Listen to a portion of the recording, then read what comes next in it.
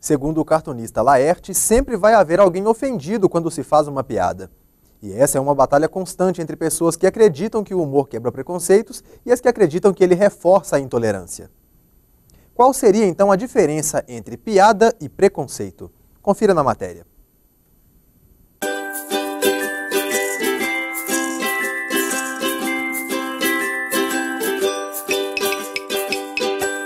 O corpo, religião, acontecimentos ou uma realidade social. No Brasil, é fácil ter contato com piadas sobre todos esses temas. Uma das provas de que o brasileiro dá valor ao riso vem da internet. Nos últimos anos, assistimos à multiplicação dos canais de humor e dos espetáculos de stand-up. E a própria internet coloca o assunto em discussão.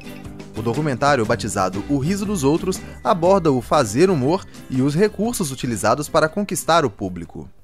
Agradar a uma plateia não é tarefa das mais fáceis. E o humor muitas vezes recorre a piadas sexistas, de ataque a minorias, entre outras. É aí que surge a polêmica. Qual é o limite do humor? A nossa Constituição elegeu a liberdade de expressão, né?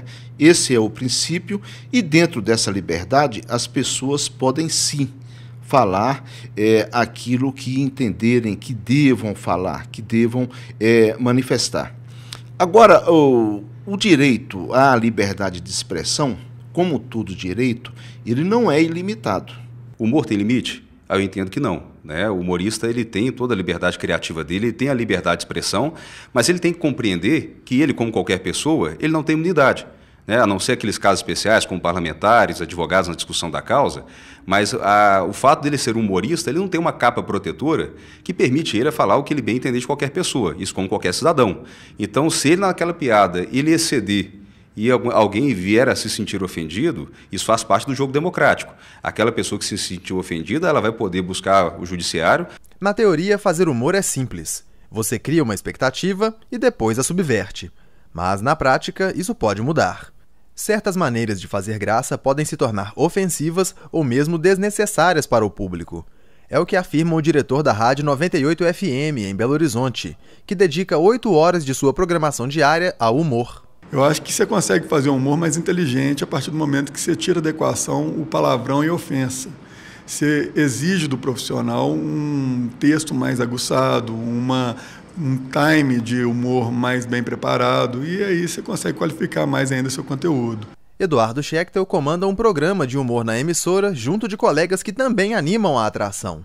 E mesmo contando com a participação de ouvintes que telefonam e participam ao vivo, a preocupação com os excessos também recai sobre os próprios realizadores do programa.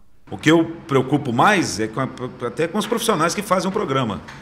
Porque se é um programa diário, você está falando muito, então quem fala muito, né, tem até o ditado, bom dia cavalo. Então você imagina, você fica 2 horas ali falando.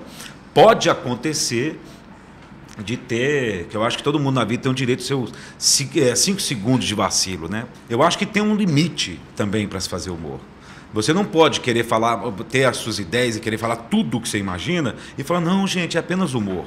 Não é assim, né? Tem determinadas piadas que não são engraçadas. Uma série de casos de processos contra humoristas ganhou destaque na imprensa.